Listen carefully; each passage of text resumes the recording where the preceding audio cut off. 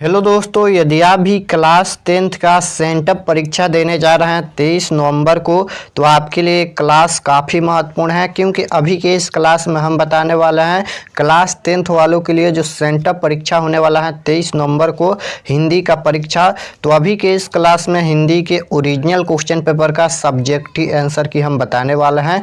आप लोग से रिक्वेस्ट है कि आप लोग क्लास में अंत तक बने रहिएगा और ये 100% ओरिजिनल क्वेश्चन पेपर का सब्जेक्टिव आंसर की है, इसमें कोई डाउट नहीं है। ये ओरिजिनल क्वेश्चन पेपर है और इसका ऑब्जेक्टिव हम बता दिए हैं। अगर आप लोग इसका ऑब्जेक्टिव नहीं देखेंगे तो डिस्क्रिप्शन में लिंक है, जाकर देख लेना। इसका ऑब्जेक्टिव क्वेश्चन हम बता दिए हैं।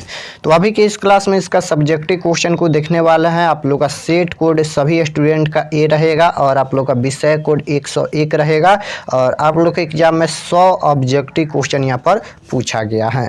तो सबसे पहले तो आप लोग का खंड अ मिलेगा। खंड अ में आप लोग का वस्तुनिष्ठ प्रश्न यानी ऑब्जेक्टिव क्वेश्चन मिलेगा और उसके बाद यहाँ पर खंड ब मिलेगा। तो वस्तुनिष्ठ प्रश्न हम बता दिए हैं, उसके बाद यहाँ पर खंड ब मिलेगा। खंड ब में आप लोग का विषयनिष्ठ प्रश्न। तो देखिए क्वेश्चन नंबर 1 में क्या पूछा गया है, निम्नलिखित गद्यांशों में से किसी एक गद्यांश को पढ़कर नीचे दिए गए प्रश्नों के उत्तर दे। प्रत्येक प्रश्न 2 अंक का होगा। यहाँ पर देखिए यहाँ पर गद्यांश बनाना है, इसमें कुछ नहीं करना है, बहुत ही सिंपल है। कुछ दिन पहले भी हम बताए थे कि किस तरह से आप लोग गद्यांश बनाइएगा, बहुत ही सिंपल होता है। यहाँ पर देखिए सबसे पहले क्वेश्चन दिया जाएगा, यहाँ पर क और ख दोनों में से एक को ही पढ़कर जवाब देना है। तो जैसे ये क्वेश्चन दिया गया है, यहाँ पर इसी में से पढ़कर नीचे दिया गया है यहाँ पर क्वेश्चन, यहाँ पर देख सकते हो क्वेश्चन दिया गया है और इसका जवाब देना है। इसका जवाब इसी में से पढ़कर यहाँ पर ये क्वेश्चन में से पढ़कर जवाब देना है। यहाँ पर ये 5 प्रश्नों का देख सकते हो। तो क या ख दोनों में से एक का ही जवाब देना है। उसके बाद यहाँ पर ख है यानी क और ख मिलेगा, दोनों में से एक प्रश्नों का ही जवाब देना है जो कि हम बताएंगे।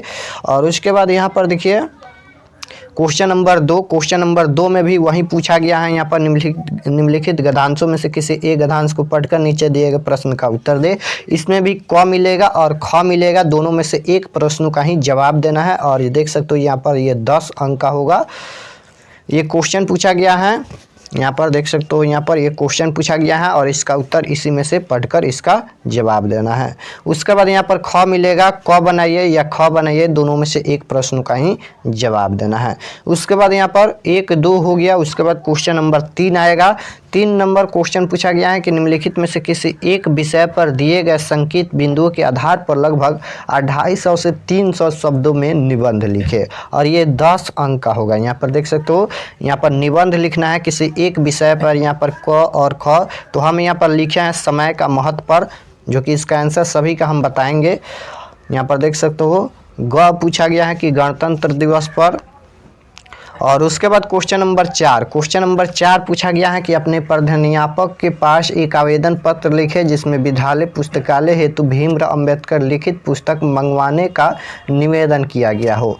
उसके बाद यहाँ पर अथवा में भी दिया गया है कि 2 मित्रों के बीच संवाद लिखने के लिए। और क्वेश्चन नंबर 5 पूछा गया है कि निम्नलिखित प्रश्नों में से किसी एक किन्हीं 5 प्रश्नों का उत्तर दें। यहाँ पर 10 क्वेश्चन पूछा गया है जिनमें से मात्र 5 प्रश्नों का ही जवाब देना है। प्रत्येक प्रश्न जो होगा वह 2 अंक का होगा और लगभग 20 से 30 शब्दों में ही इसका जवाब देना है। ये क्वेश्चन आप लोग को हिंदी के बुक में से पूछा गया है, जो कि क्वेश्चन भी देख सकते हो क्या पूछा गया है कि विश्व के दांत शीर्षक पाठ में सेन साहब के परिवार में बच्चों के पालन पोषण में किए जा रहे लिंग आधारित भेदभाव को लिखे। 2 नंबर है कि भारत की ग्राम पंचायतों को किस अर्थ में और किनके लिए लेखक मैक्स मुलर ने महत्वपूर्ण बतलाया है। 3 नंबर है कि लेखक गुणाकर मूल्य ने किन भारतीय लिपियों में देवनागरी का संबंध बताया है। उसके बाद क्वेश्चन नंबर 4 देखिए। क्वेश्चन नंबर 4 पूछा गया है कि संगीत भारती में बिरजू महाराज की दिनचर्या क्या थी। और 5 नंबर है कि कवि रेनर मारिया रिल्के किसको कैसा सुख देते थे और मेरे बिना तुम प्रभु शीर्षक कविता के आधार पर लिखे। उसके बाद 6 नंबर है कि अक्षर ज्ञान शीर्षक में क का विवरण स्पष्ट कीजिए। उसके बाद यहाँ पर 7 नंबर है कि कवि बीरेन डंगवाल किन अत्याचारियों को और क्यों जिक्र करता है। उसके बाद यहाँ पर है कवि प्रेमघन को भारत में भारतीयता क्यों नहीं दिखाई पड़ती है। उसके बाद है कि रगम्पा कौन था। 10 नंबर है कि सीता की स्थिति बच्चों की किस खेल में मिलती जुलती थी। तो ये 10 क्वेश्चन पूछा गया है जिनमें से मात्र 5 प्रश्नों का जवाब देना है। उसके बाद यहाँ पर क्वेश्चन नंबर 6 देखिए। क्वेश्चन नंबर 6 में यहाँ पर निम्नलिखित प्रश्नों में से किसी एक प्रश्न का ही जवाब देना है। यहाँ पर 100 शब्द में यहाँ पर व्याख्या करना है। देख सकते हो यहाँ पर क्वेश्चन नंबर 6 का 1 बनाइए या 2 बनाइए, व्याख्या करना है और ये 5 अंक का होगा। तो चलिए इसका हम लोग उत्तर देख लेते हैं, यानी आंसर देख लेते हैं। तो यहाँ पर देखिए खंड ब का सब्जेक्टिव क्वेश्चन आंसर यहाँ पर लिखा गया है। तो क्वेश्चन नंबर 1 गद्यांश का यहाँ पर क का उत्तर दिया गया है। देख सकते हो क्वेश्चन नंबर 1 गद्यांश का यहाँ पर क का उत्तर दिया गया है।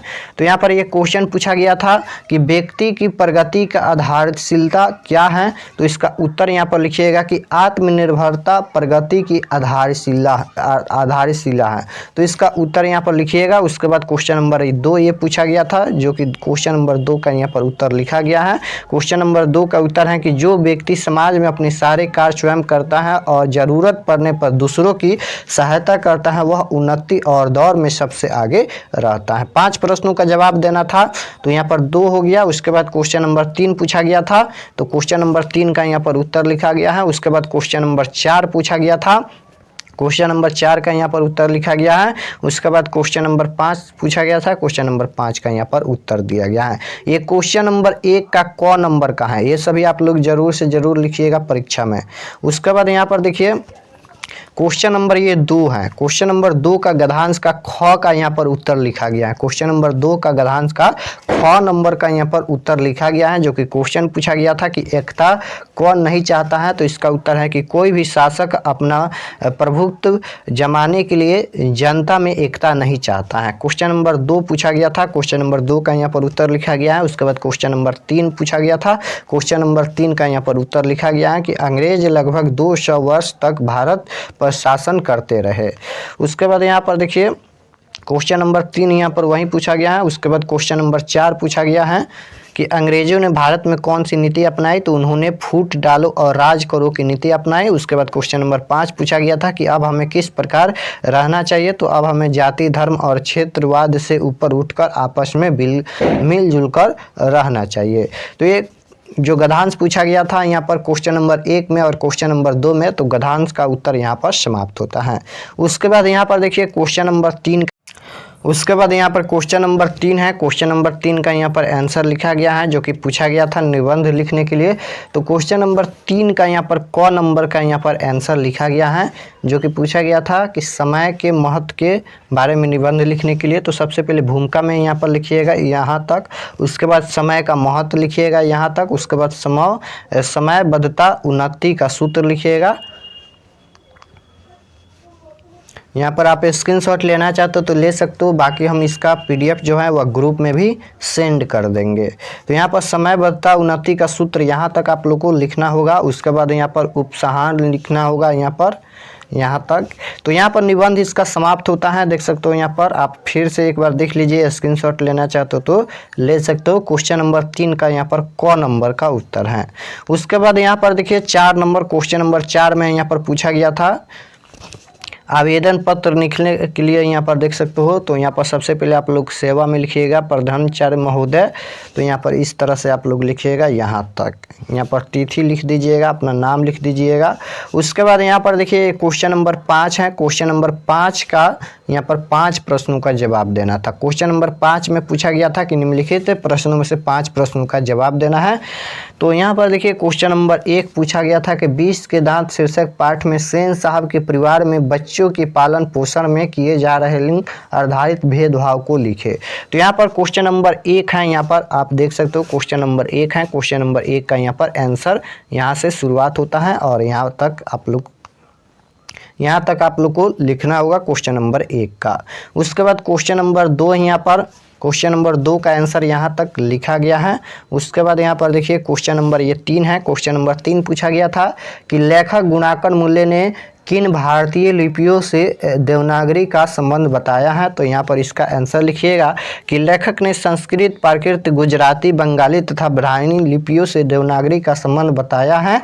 नागरी एवं नंदी नागरी भी देवनागरी के समान है। उसके बाद क्वेश्चन नंबर 4 यहाँ पर पूछा गया था कि संगीत भारती में बिरजू महाराज की दिनचर्या क्या थी। तो इसका आंसर आप लोग लिखिएगा यहाँ पर। क्वेश्चन नंबर 4 का आंसर यहाँ तक लिखा गया है। उसके बाद क्वेश्चन नंबर 5 है। क्वेश्चन नंबर 5 का उत्तर यहाँ तक लिखा गया है। उसके बाद यहाँ पर क्वेश्चन नंबर 6 है। क्वेश्चन नंबर 6 का उत्तर यहाँ तक समाप्त होता है। तो 5 प्रश्नों का ही जवाब देना था, तो यहाँ पर हम इसका आंसर बता दिए हैं क्वेश्चन नंबर 5 का। उसके बाद यहाँ पर देखिए क्वेश्चन नंबर 6 में पूछा गया था व्याख्या करने के लिए। तो यहाँ पर क्वेश्चन नंबर 6 का 2 नंबर का यहाँ पर व्याख्या किया गया है। देख सकते हो यहाँ तक, आप स्क्रीनशॉट लेना चाहते हो तो ले सकते हो। यहाँ तक क्वेश्चन नंबर 6 का 2 नंबर का व्याख्या किया गया है। तो यहाँ पर सभी आंसर यहाँ पर समाप्त होता है। सभी का आंसर हम बता दिए हैं, एक भी क्वेश्चन आंसर नहीं छूटा है। आप स्क्रीनशॉट लेना चाहते हो तो ले सकते हो, बाकी हम ग्रुप में भी सेंड कर देंगे। अगर आप ग्रुप ज्वाइन नहीं किए होंगे तो यहाँ पर नंबर लिख देते हैं, आप लोग ग्रुप ज्वाइन कर लीजिएगा। नंबर नोट कीजिएगा 8292929627। इस पर आप लोग को SMS करना है व्हाट्सएप पर। यहाँ पर नंबर नोट कर लीजिएगा, यहाँ पर 8292929627। इस पर आप लोग को व्हाट्सएप पर मैसेज करना है, बोलना है कि हमें ग्रुप में जोड़ दीजिए। तो यहाँ पर आप देख सकते हो, यहाँ पर ये सभी आंसर हम बता दिए हैं और इसका ऑब्जेक्टिव भी हम बता दिया है। ऑब्जेक्टिव नहीं देखेंगे तो जाकर देख लेना हमारे चैनल पर भी, या हम ग्रुप में भी डाल देंगे लिंक, या डिस्क्रिप्शन में भी लिंक होगा। और अगर आप लोग चैनल पर नए होंगे तो चैनल को सब्सक्राइब कर लीजिएगा, ताकि आने वाले नेक्स्ट क्लास आपके पास ज़रूर पहुँचे। तब तक अपने स्टडी कीजिए, मिलते हैं नेक्स्ट क्लास में। आप सभी को ऑल द बेस्ट।